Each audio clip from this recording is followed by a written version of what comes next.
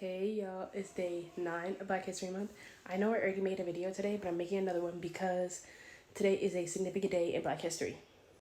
So, February 9th of 1965, MLK met with Lyndon B. Johnson, who was president at the time, about Black voting rights. So, this is a picture of MLK meeting with Lyndon B. Johnson. As you can see, Lyndon B. Johnson is really not that engaged in this conversation. He does not care. But you see MLK very engaged, like trying to be in the conversation. Let's just make that clear to start with. So this conversation led to the Voting Rights Act of 1965. It was later instated in August of the same year.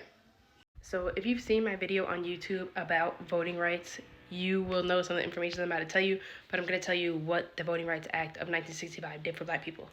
So the first thing it did was ban discriminatory practices in voting. So getting rid of poll taxes, literary tests, and other barriers created to stop Black people from voting. It became illegal. These were outlawed. They were still done, but it was illegal.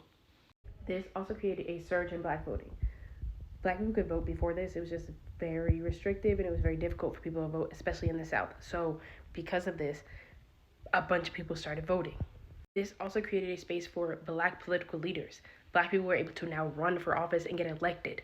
And we're seeing mayors, congressmen, and even presidency, as we know, Obama. But before that, we had Shirley Chisholm. Go Shirley Chisholm. This also gave the federal government the power to oversee state elections and to check on states who were known to be racist or known to be very restrictive with voting.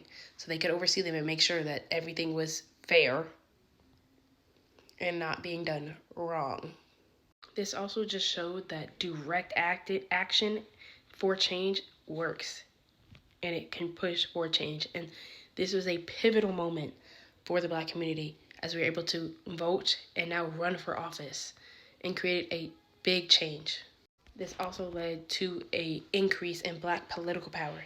Like I said in our last video about Stacey Abrams, we would not have people like Stacey Abrams if it wasn't for the Voting Rights Act of 1965.